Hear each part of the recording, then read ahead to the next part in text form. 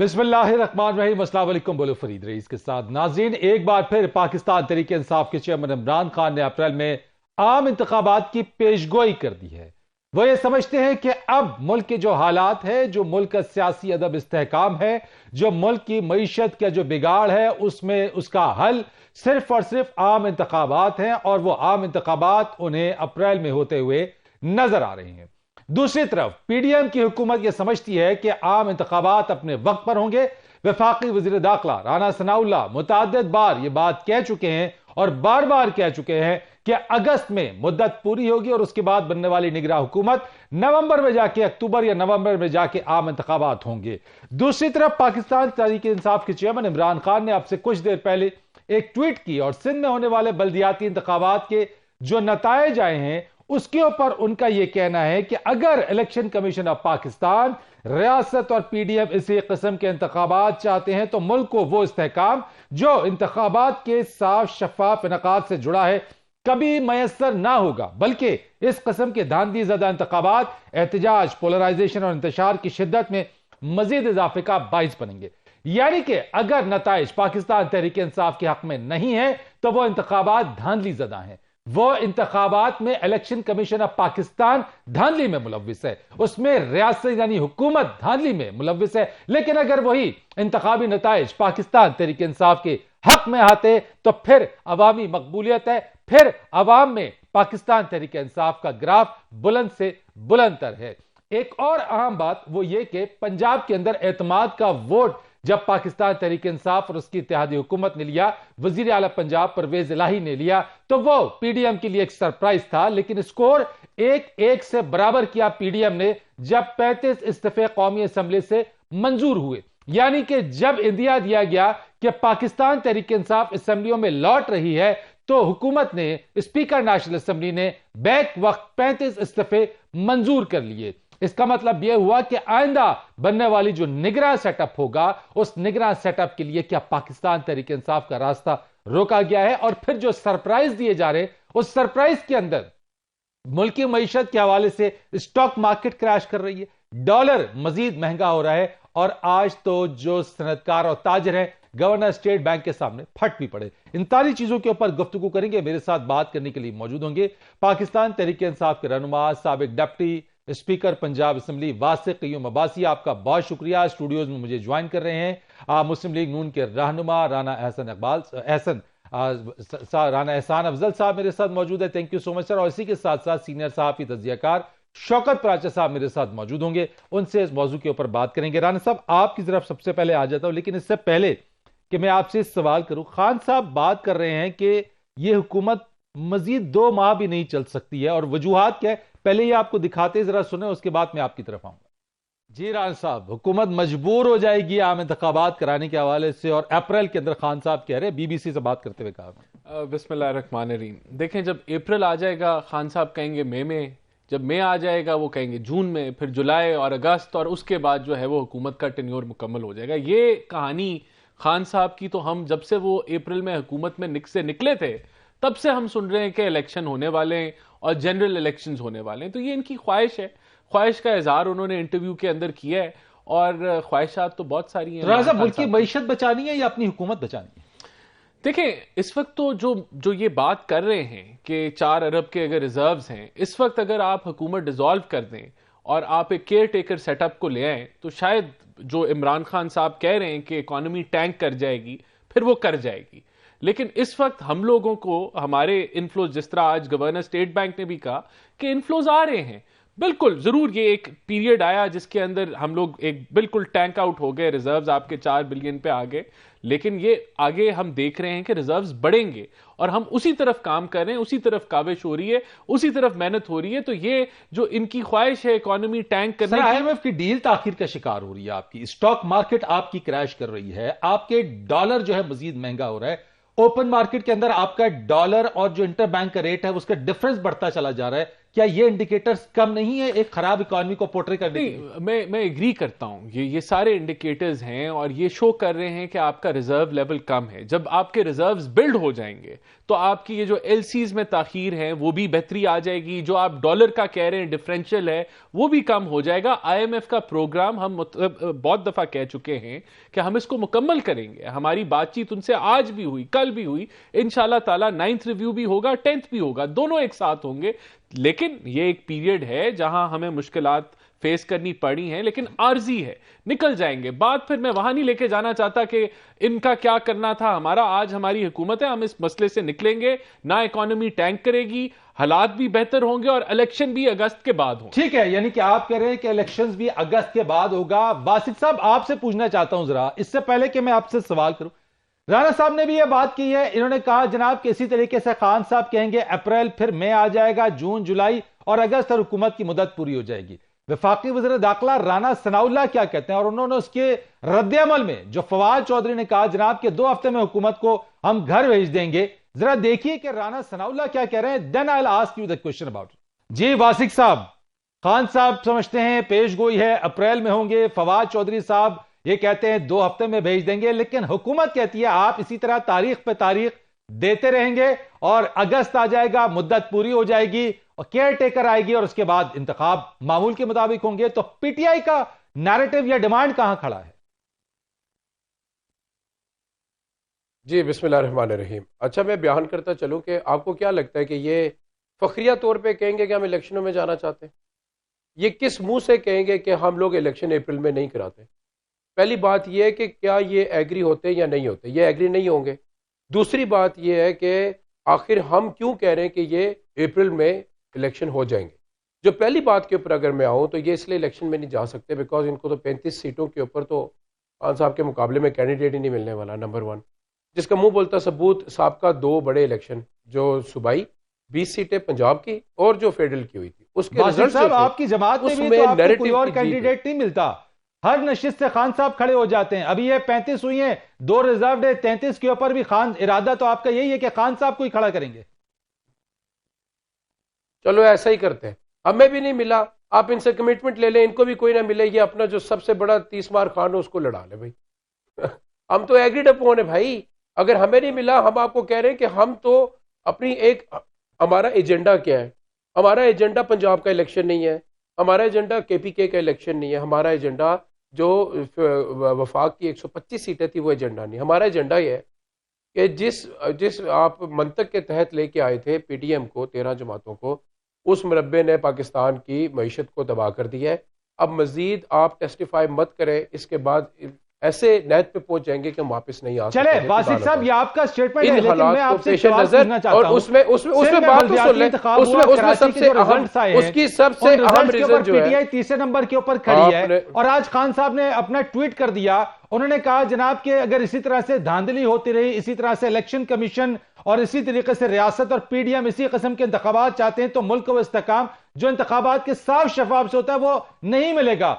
यानी नतीजा आपके हक में आ जाए तो साफ शफाफ है, आपके अगर नतीजा नहीं आए तो वो धांधली। अच्छा चले नतीजे को छोड़े मोहतरम भाई, मोहतरम भाई एक मिनट, ओहो ओ भाई मेरी बात तो सुने, मेरी बात को थोड़ा सा सुने कि हमें क्या ख्वाब आती है कि धांधली हुआ है, या हमें कोई सीना बसीना को बात चलती आई है सिंध से कि धांधली हुई है? वीडियोस आई है, पूरा पाकिस्तान देख रहा है, पूरी दुनिया देख रही है, ठप्पों पे ठप्पे लग रहे। आप कह रहे हैं कि हम कहते हैं हमें इंतखाबात के नताइज मंजूर नहीं है। अगर हमें मंजूर ना होते तो पंजाब में जब हमारी गवर्नमेंट थी, मैं नहीं कह रहा, आपकी जमात कह रही है वासिक साहब, ये मैं नहीं कह रहा, ये पीटीआई कह रही है भाई। ये तो मैं भी यही कह रहा हूं, मैं ये कह रहा हूं कि पूरी दुनिया ने देखा कि वहां पर धांधली ज्यादा इलेक्शन हुए और इलेक्शन कमीशन अपनी जिम्मेदारियां फराइज अंजाम देने में नाकाम रहा। और अगर ये जनरल इलेक्शन में यही नाकामी के साथ रहा तो आप क्या कहते हैं कि ये दोबारा से? मेरा यही तो सवाल है कि आम इंतखाबात का जल्दी मुतालबा कर रहे हैं, नतायज अगर बरक्स आते, आपकी ख्वाहिशात के मुताबिक नहीं आते, आप उन नतायज को मानेंगे? फ्री एंड फेयर इलेक्शन कराए, हम 100% नताइज को मानेंगे। कम से कम किसको कहते हैं जिसमें पाकिस्तान तहरीक इंसाफ जीते? उनके हम फ्री एंड फेयर उसको कहते हैं कि जिसमें कम से कम ये ठप्पे लगने की वीडियोस ना आए, लोगों की मार कुटाई की वीडियोस ना आए, पैसे बांटने की वीडियोस ना आए, हम फ्री एंड फेयर इसको कहते हैं भाई। पैसे आपकी अली अमीन गंडापुर ने भी लगाए थे, उनके भी पैसे बांटने की वीडियोस आई थी इलेक्शन कश्मीर के इंतखाबात हो रहे थे, वो वीडियो भी ध्यान में रखिएगा। की बात साहब, फ्री एंड फेयर इलेक्शन क्या है? क्या साफ शफाफ इंतखाबात वो नताइज है जिसको पीटीआई तस्लीम करे? बिकॉज अगर नतीजा बरक्स आता है तो खान साहब तो उन इंतखाबात को भी नहीं मानेंगे जिस जल्द इंतखाब का मुतालबा वो कर रहे हैं। Thank you very much. और इस हीटेड डिबेट में आपने मुझे इन्वॉल्व कर लिया। देखें, इसमें कोई शक नहीं है कि शफाफ और आज़ाद इंतखाबात होने चाहिए, और इसमें भी कोई शक नहीं है कि पाकिस्तान में नहीं होते। पाकिस्तान में धांधली की शिकायत इसलिए की जाती है कि धांधली होती है। माँ इनसे पूछें 2018 का आरटीएस का आज भी जिक्र होता है, उनसे पूछें तो वो कह देते हैं कि जी 2013 का इलेक्शन था, हमने 4 हल्के खोलने के कही थे, नहीं खुले थे ना। लिहाजा एज अ जर्नलिस्ट मैं आपको बताऊं, मैंने as a journalist 93, 96, 99, 2000, 2008, 2013 as a journalist cover किए हैं, और मैं यही कहता हूं कि पाकिस्तान में शफाफ इलेक्शन नहीं होते। और इसलिए मैं कहता हूं कि नहीं होते, मैं ना इस पार्टी से हूं ना उस पार्टी से। तो सर जो जीतता है उसके लिए शफाफ है। सुने ना, असल ये नहीं होना चाहिए जो आप बैठ के कहा जा रहा है कि ठप्पे लग रहे हैं। जब आप इक़्तिदार में होते हैं, आप उस वक्त इंश्योर करें कि आपके दौरे इक़्तिदार में जो इलेक्शन हुए वो शफाफ थे। अब 2 एग्जाम्पल हैं। पीटीआई के दौर में ये जीतते रहे, सारे पंजाब के इलेक्शन इन्होंने जीते, बाय इलेक्शन। अब नून के दौर में जो इलेक्शन हुए वो पीटीआई ने जीत लिए, 17 जुलाई वाला या अक्टूबर वाला। लेकिन इसी दौर में डस्का भी हुआ ना, धुंध छा गई थी ना, तो धुंध में मोबाइल फोन भी नहीं चले। नहीं, धुंध छाने का मकसद यह है कि हमारे यहाँ इलेक्शन जो है वो शफाफियत वो नहीं है कि हमारे बराबर में 800 मिलियन वोटर हैं। हमारे तो 80 मिलियन वोटर थे 2018 के इलेक्शन में। सर सुने ना अच्छा, उधर 800 मिलियन वोटर हैं, वहां जो जीतता है वो दूसरा कहता है कि हाँ ठीक है ये जीत गया। मसला ये है कि जब हम इक़्तिदार में होते हैं, हम फिर वो नहीं इंश्योर करते कि जो करना चाहिए। फिर इलेक्शन कमीशन अगर डस्का वाले में एक्शन ले तो उस पर एतराज़ात आते हैं। लड़ाई कहाँ से शुरू हुई? जनाब इमरान खान और चीफ इलेक्शन कमिश्नर साहब की। डस्का का एक्टर ने, उससे पहले तो बड़ा अच्छा रिलेशन था, उससे पहले। अब कराची वाली मैं ज़रूर बात करना चाहता हूँ। ठप्पों की बात चले, वो कर रहे हैं, वीडियो हैं, आप और मैं डिनाई नहीं कर सकते, राना साहब भी डिनाई नहीं कर सकते। लेकिन बियॉन्ड दिस उधर लोग भी तो नहीं निकले ना, उसको कैसे डिफाइन करेंगे? अगर 14 नशिस्तें थीं 2018 के इलेक्शन में, इतनी पॉपुलैरिटी थी, तो उसके कॉरिस्पॉन्डिंग वोटर आना चाहिए था ना। यू बिलीव कि पॉपुलैरिटी लूज की है पीटीआई ने कराची में? देखें, मुझसे फतवा नहीं लें, मुझसे फैसला नहीं लें। मैं आपसे आपका तज्जिया ले रहा हूं। मैं तज्जिया ये कर रहा हूं कि अगर पॉपुलैरिटी 2018 वाली खड़ी रहती तो फिर बहुत ज्यादा तादाद में वोटर आता। अगर मुझसे पूछें तो कोई हार्डली 10 से 15% सारी टर्न आउट है। किधर गई सबकी पॉपुलैरिटी? फिर तो एमकेएम कह सकती है ना, हम नहीं थे तो कराची ने बाइकाट किया। वो फिर कह सकते हैं कि जमहूरियत उस दिन हारी, अवाम जीत गए। किस तरह जीते? अवाम घर में बैठे रहे। अगर तो टर्न आउट चले 40% ही आ जाता, चले 37% आ जाता, जो मादी में सबसे कम हमारा टर्न आउट था वो 37% था, उतना आ जाता। और ये एक और बात करूं फरीद रईस साहब आपसे, ये जो लोकल बॉडीज इलेक्शन होता है ये ज्यादा पिच्ड होता है। हर गली हर मोहल्ले का वोटर जो है, सपोर्टर जो है, एक दूसरे के सामने होता है। लेकिन इसके बावजूद अगर टर्न आउट इतना लो है, इसका मतलब है कि वोटर नहीं आया बाहर। सबसे ज्यादा ये कंसर्न होना चाहिए पूरे पाकिस्तान का, पूरी सियासी जमातों का, कि जो और ये बेंचमार्क भी है, कंपैरेटिवली पढ़ा लिखा वोटर है कराची का, बाशऊर वोटर है, वो डेवलपमेंट्स के साथ इन टच रहता है, वहां बरादरी शरादरी का मसला नहीं होता जैसे पंजाब में होता है। तो वहां का वोटर अगर घर बैठ गया तो ये तो ज्यादा concern. It is a benchmark overall. यानी बल्दियाती जो इंतखाब है वो एक बड़ा बेंचमार्क। मैंने ब्रेक लेनी है, ब्रेक के बाद आते हैं इसी चीज को लेते हुए कि अगर ये जो बाय इलेक्शंस के ऊपर अगर पीटीआई आय नहीं कर रही है, अगर टारगेट आम इंतखाबात है, तो फिर आम इंतखाबात और फिर नेशनल असेंबली के अंदर जो सीटें खाली हो गई हैं, जो बिजनेस है, जो कार्रवाई है, जो मामलात हैं, वो चलेंगे कैसे? किस तरह से मामलात बढ़ेंगे आगे? एक ब्रेक के बाद प्रोग्राम एक बार फिर आपको खुश आमदीद कहते हैं। राना साहब, आपके स्पीकर कहते थे जब ये गए इस्तीफे लेके वो कहते थे हम एक एक 1 बाय 1 एक्सेप्ट करेंगे। ये आपने वैसे किया क्या? यानी अगर ये 1 बाय एक्सेप्ट करना था तो एक साथ कैसे आपने कर दिए? 35 आपने इस्तीफे इनके मंजूर कर लिए, ऑलरेडी 11 ये पहले दे चुके हैं। अब बाय इलेक्शंस में आप कह रहे हैं कि आप इसमें कंटेस्ट नहीं करेंगे, तो चलाएंगे कैसे? यानी हुकूमत तक चलेगी कैसे आपके आपके मेंबर्स असेंबली अगर नहीं है वहां पे? देखिए, इस्तीफे इन्होंने दिए हैं ना, ये कहते हैं इन्होंने इस्तीफे दिए, फिर इन्होंने चीखें मारी टीवी पे, इन्होंने बार बार पब्लिक के अंदर बात की है कि हमारे इस्तीफे एक्सेप्ट करें, एक्सेप्ट करें, एक्सेप्ट करें, एक साथ एक्सेप्ट करें। ठीक है, एक साथ एक्सेप्ट करें। स्पीकर साहब इंडिविजुअल कह रहे थे एक्सेप्ट करें, कोर्ट कहता है ये इस्तेहकाक जो है स्पीकर का है कि वो सेटिस्फाई हो जाए तो वो कर ये ले। एक साथ बल्क में कैसे स्पीकर साहब को ये आई कि यार अब इकट्ठे एक्सेप्ट कर लेते हैं? ये कहां से, किधर से ये गिदर सिंह? ये पॉलिटिकल मूव था। अच्छा, हमने भी पॉलिटिकल मूव जो है वो कर लिया, और ये एक पॉलिटिकल मूव में ये आउट हो गए। ये जो 35 जो मेंबर जिनके इस्तीफे एक्सेप्ट हो गए वो फारिग हैं। नहीं तो ये आपने इनको सरप्राइज तो दे दिया, लेकिन ये आपकी साख को नुकसान नहीं पहुंचेगा इसमें? नहीं, कौन सी साख को तो उनके पहुंचे अगर ये कहें कि इस्तीफे हमने नहीं दिए। जब इस्तीफे दिए हैं तो वो एक्सेप्ट भी हो जाएंगे, और ये तो बाकी भी हो सकते हैं एक्सेप्ट। जब तक सिलेक्टिव क्यों है? मेरा सवाल ये कि सिलेक्टिव यानी ये है इसके अंदर कि आप सिलेक्टिव रेजिग्नेशन एक्सेप्ट? देखिए, बात ये है कि अगर सारी जो चालें हैं, सारे जो हमले हैं, वो सिर्फ पीटीआई के खाते में ही आने, क्या हमारे पास कोई रूम नहीं है कि हम भी जो है वो पॉलिटिकल, ये भी एक जवाबी कार्रवाई आपके लिए तो और सरप्राइज भी वैसे तैयार है। अभी पीटीआई कह रही है और सरप्राइज देंगे अभी आप। देखें, ये जितने मर्जी सरप्राइज दें, इनके लिए सरप्राइज यही है कि इलेक्शन जो है वो अगस्त में जनरल, अभी पंजाब और केपीके का इलेक्शन है, हम भी तैयार हैं, आए मैदान में वो लड़ें। एक पॉइंट में ये बताना चाहता हूं धांधी के ऊपर, अगर मुझे इजाजत दें। देखें, जो पिछली जब जिमनी इलेक्शन पंजाब में हुए, इन्होंने कहा एक्स वाई, जब जीत भी गए 15 सीटें, इन्होंने कहा धांधी। फिर जो जिन 6 सीटों पे इमरान खान जीता उसमें भी कहा धांधी। इस चीज के बावजूद कि हमने ओवरवेलमिंग जो है वो जीत ले ली, लेकिन धांधली ज्यादा इलेक्शन था। तो अब फिर ये कराची के अंदर भी तस्लीम करें कि ये कहते हैं धांधली, लेकिन फिर ये उसी धांधली में बाकियों में भी धांधली, इसमें भी धांधली, वो हार गए। ठीक है, चले। मैं ये समझता हूं कि अवाम पाकिस्तान इस बात पे ज्यादा मुंजमिद सोच के साथ है पक्का के, और उनको बड़ा यकीन है इसके ऊपर कि इन हालात से निकालने में इमरान खान सबसे एक ऐसा शख्स है जो निकाल सकते हैं इन हालात से पाकिस्तान को। और इमरान खान के वज़ीर आज़म बनने के ऊपर पब्लिक ज्यादा चार्ज, लेकिन असल जो बात है उसकी तरफ आप वासिफ साहब नहीं आ रहे। मैं चले दोबारा आता हूं राजा साहब, मैं आपसे एक सवाल पूछता हूं। मेरा एक सवाल, आपने इस्लामाबाद से शुरू किया, जाके मुझे सिंध से निकाला, तो मैं घुमाऊंगा फिराऊंगा ना, मुझे पूछे क्या पूछ। सर बात यह है कि किसी भी यानी बात घुमाने फिराने की अगर है तो आप फिर तो मेरे सवाल के ऊपर जवाब है, आप उस तरफ नहीं आ रहे हैं। आप बात कर रहे हैं अपनी जो है वो रजिस्ट्रेशन के ऊपर, उसमें लोगों की इसके ऊपर, लेकिन आपकी पार्टी खुद एक्सेप्ट कर चुकी है इस चीज को कि ठीक है हमारी नहीं ऑन ग्राउंड था। आप आ गए तीसरे नंबर पे, मान लें उस चीज को कि आपकी पोजीशन तीसरी है, वहां पे इस पोजीशन पे नहीं है कि आप अपना मेयर बना सके।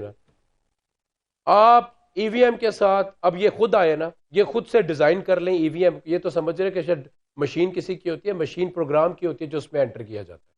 मैं ये कह रहा हूं कि अगर आप इलेक्ट्रॉनिक मशीन्स के साथ इलेक्शन कंडक्ट कराएं, वाज़ेह हो जाएगा, इस खपत से निकल जाएंगे। इसके ठप्पे लगा दिए, उसने लगा दिए। जैसे पहले प्राचा साहब ने बात की, कितना बड़ा आलमिया है कि 80 बिलियन लोग आज तक इस बात को इनको इंश्योर नहीं कर सके कि 80 मिलियन लोग इलेक्शन सही करा सके, जबकि हमारे ही पड़ोस में 800 मिलियन लोग जो है वो फ्री एंड फेयर इलेक्शन करा जाते हैं। हर इलेक्शन के बाद किसी न किसी को चीख मारनी पड़ती है। क्यों? क्योंकि होती है। चले, जब तक ईवीएम की आपने बात की, ईवीएम आएगी तब की बात है, लेकिन अभी तो सारी चीजों की प्राचा साहब, मेरा सवाल आपसे सबसे बड़ा सर 2023 में इलेक्शन हो रहे, बिकॉज जो मैंने एक बात की है कि ये बातें अब निकल के आ रही हैं कि अगर गैर मामूली हालात हों तो इलेक्शन में ताखीर हो सकती है, यानी कि क्या क्या क्या देख रहे हैं आप? देखें, पाकिस्तान के आइन में ये गुंजाइश है। आइन का आर्टिकल 232 उसकी क्लॉज 6 अगर आप पढ़ें तो उसमें 1 साल की ताख़ीर भी हो सकती है, 6 महीने की ताख़ीर भी हो सकती है। लेकिन क्या ज़रूरी है कि हम ताख़ीर करवाएं? क्या ज़रूरी है कि हम ऐसे हालात पैदा होने दें जिसकी बुनियाद पर कहा जाए कि नहीं नहीं अभी इलेक्शन नहीं हो सकता? देखें, सियासी जमात नून लीग है, सियासी जमात पीपल्स पार्टी है, सियासी जमात पीटीआई है, सियासी जमात जेयूआई है, एएनपी है, बीएनपी है, एमकेएम, सब हैं। सियासी जमातों को तो अवाम के पास जाने से नहीं घबराना चाहिए। क्यों हम कहें कि 1 और साल? मैं ये भी नहीं कह रहा कि जी आप जल्दी इलेक्शन करवाएं, मैं ये भी नहीं कह रहा कि आप क्यों 5 साल का जो एक टेन्योर है, दुनिया भर में बरतानिया में 3 वजीर आजम चले गए, तो क्या किसी ने कहा कि असेंबली तोड़ें, नए इलेक्शन करवाएं, या किसी ने उधर कहा कि 1 साल और एक्सटेंड करें? ये बातें क्यों निकल रही हैं? चूंकि सुनक जो है वो नए आए हैं तो 1 साल उनको दे दें ताकि सुनक अपनी जो है वो कार्रवाई, ऋषि सुनक जो प्राइम मिनिस्टर हैं उनकी बात कर रहा हूं, किसी ने नहीं कहा। 3 वजीर आजम आए या 4 आए, वो इलेक्शन तो वक्त पे होंगे। तो इसलिए ये जो प्रजम्पशन दी जा रही है कि जी 1 साल एक्सटेंड का आइन इजाजत देता है, कोई भी ऐसा मसला नहीं है। तो अगर ऐसा हो जाता है तो फिर क्या होगा प्राजा साहब? फिर देखें, फिर तो जो पीटीआई कह रही है फिर उनकी बात दुरुस्त होगी ना कि हम डूब रहे हैं।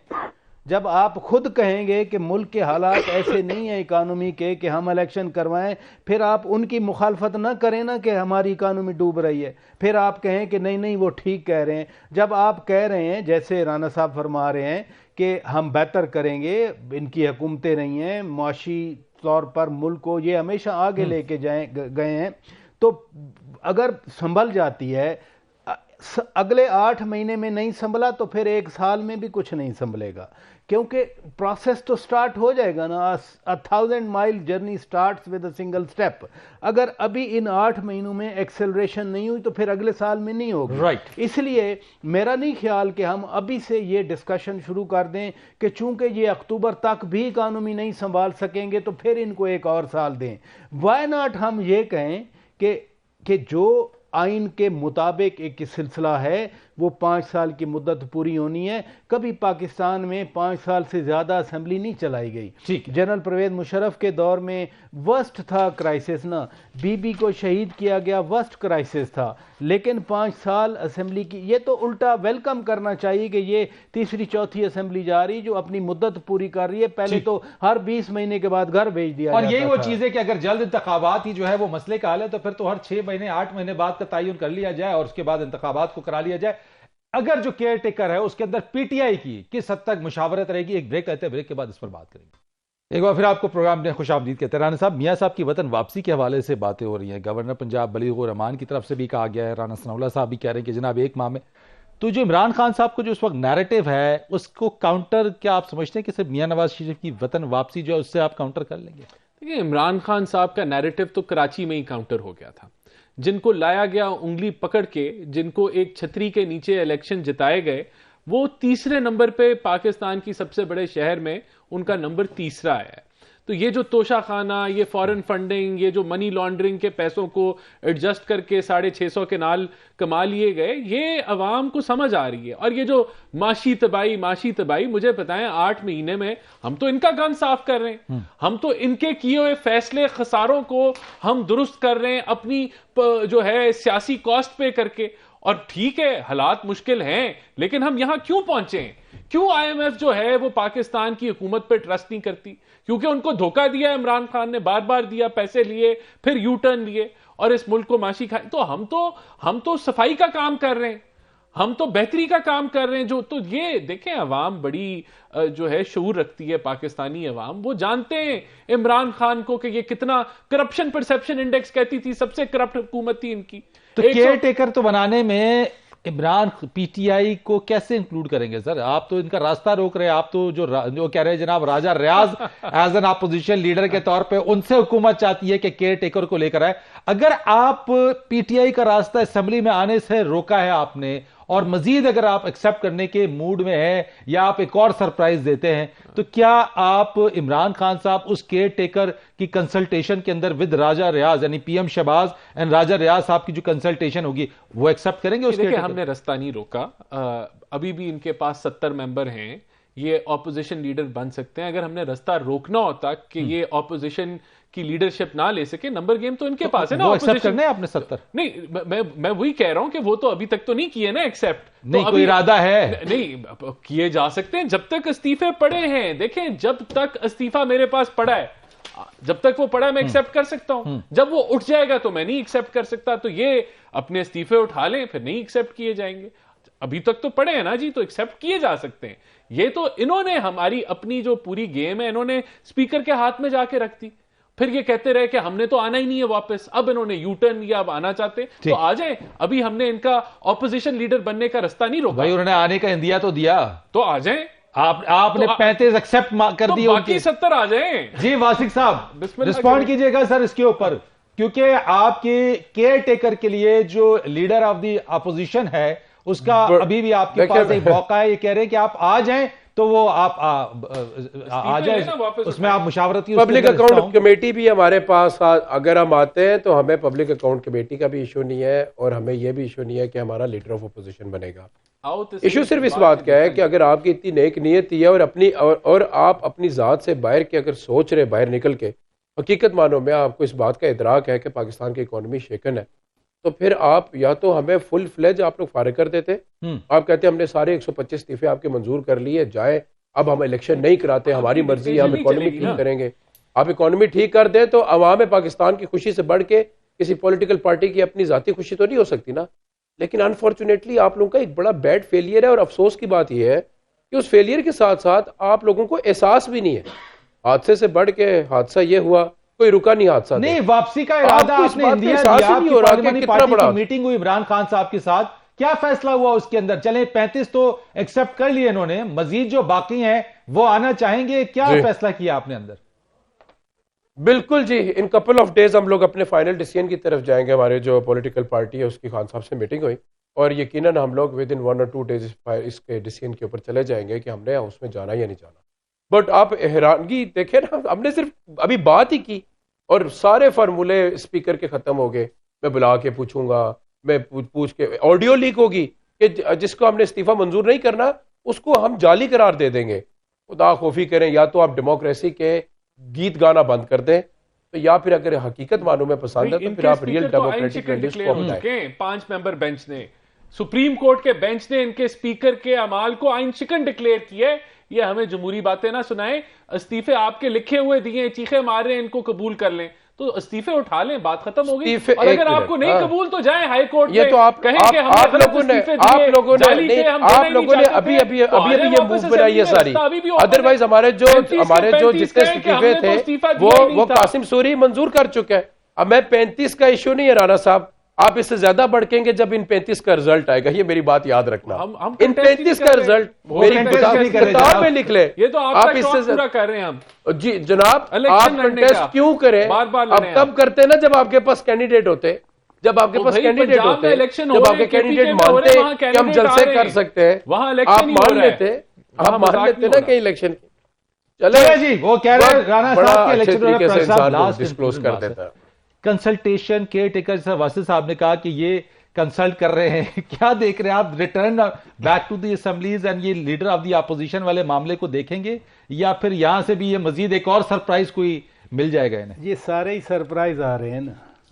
यानी जो 35 के एक्सेप्ट किए, कल ये ऐलान करें कि हम परसों आएंगे पीटीआई वाले जी, तो स्पीकर साहब 70 के 70 रात को फारिग कर दें, उनके पास अख्तियार तो है। मैं फिर कहूँगा, डिप्टी स्पीकर साहब बैठे हैं, वो रूल से ज़्यादा, मुझसे ज़्यादा वाकिफ़ हैं रूल से। कौमी असम्बली का रूल 43 है। रूल 43 के तहत स्पीकर किसी भी वक्त फैसला दे सकता है, स्पीकर डिले भी कर सकता है, स्पीकर इज एम्पावर्ड। इसलिए तो ये 35 जो पंक्चर लगे कल, इसलिए तो वो कोर्ट में नहीं जा सकते ना, क्योंकि स्पीकर का। लेकिन हैविंग सेड दैट, मैं फिर भी कहता हूँ कि अपोजिशन के बगैर कोई भी पार्लियामेंट जो है वो मुकम्मल नहीं होती। जितना ट्रेजरी इंपॉर्टेंट है उतना अपोजिशन है। उसमें 1/3 अब असेंबली खाली है, हमारी कौमी असेंबली जी। ये एक बड़ी एक चीज, 1/3 असेंबली खाली है। 342 के ऐवान में कोई 222 के 220 के करीब हैं, तो क्या मैं उसको नुमाइंदा असेंबली कहूँ?